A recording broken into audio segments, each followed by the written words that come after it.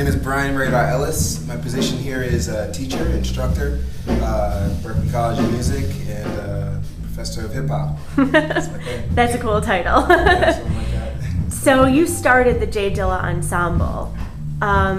Why?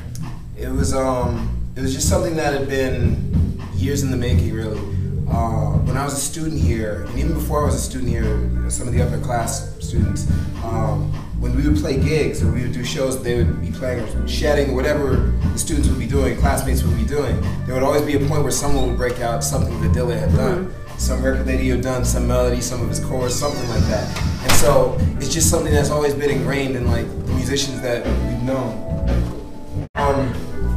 It's just he's always been music. He's always made music that musicians, especially around Berklee, have been playing. And that's, you know, from when I was a student to the fore end. So when Berklee brought me on and they said, hey, teach some classes, I figured that was a no-brainer. So after the first semester of hip-hop ensemble, at the end I just announced next semester J Dilla Ensemble, and there were so many students that showed up. It was like, oh, I guess it's gonna work. So that's awesome. Just kept going. So there's definitely a place for his music. Oh yeah. In academia. Yeah, definitely. I mean, especially nowadays, because now you're getting kids who live their whole lives listening to Dilla. Yeah. So yeah. Different thing. Can you tell me a little bit about Ma Duke's connection to the ensemble? Yeah. Initially, how it started was a friend of mine, Tish.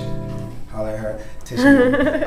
She hooked me up with Kendra at the J Dilla Foundation. Okay. And it wasn't officially like all figured out. The foundation wasn't official yet. Right. But she just said, hey, my friend Raydar, he started this course, the J Dilla Ensemble at Berklee. And so Kendra knew Ma Dukes. And she went over for dinner. You know, Ma Dukes would cook dinner for different cats.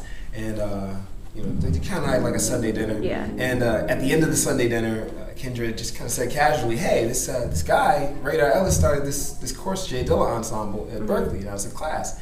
So Ma Duke said, "I'd like to see that." So Kendra told Tish, you know, she said, "Oh, Ma Duke said she'd like to see that." Tish told me, "Ma Duke would like to see that." And I said, "Well, I'd like to see it too." So tried to figure out how we could get out here, got her out here. She came, she christened the ship, she came to the first J Dilla Ensemble performance, and ever since then, the ensemble and the J Dilla Foundation have just kind of been, checking in with each other just to make sure everything is on point. So like how her relationship to the ensemble is kind of like,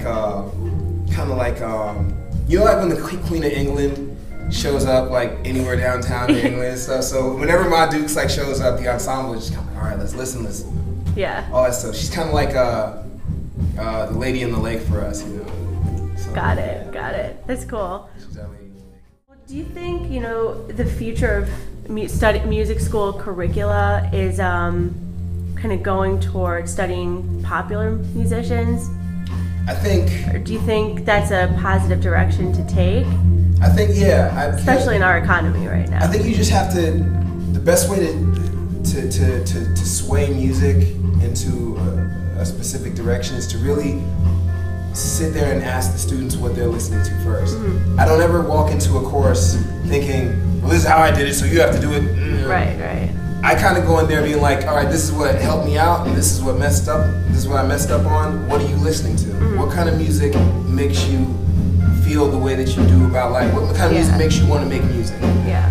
And so when I start off with that and I talk to the students about that, you know, once they start talking about the kind of music they like, then you open up a dialogue. Now it's a little bit more relaxed. Now you can get into, all right, now what do you want to get from this class? Yeah. And so it's not really necessarily just a matter of, you know, studying what's popular. I don't think the artist is as important as, you know, just communicating a sense of comfort.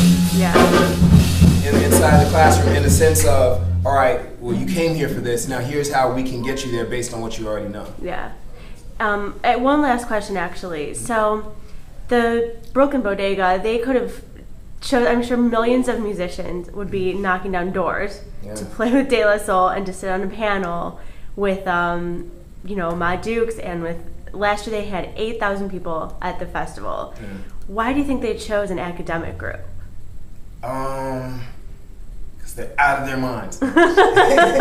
Just kidding.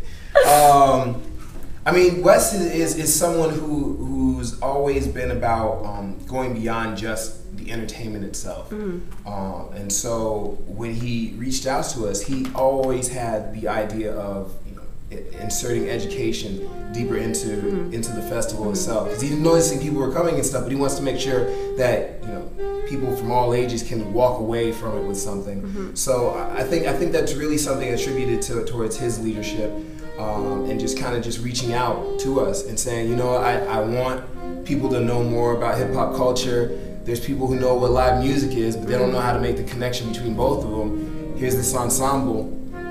Let's see what we can do. So, I think they kind of reached out for that aspect, just to try to, give a little something back with the community and everything, and talk to the kids. Cool. Awesome.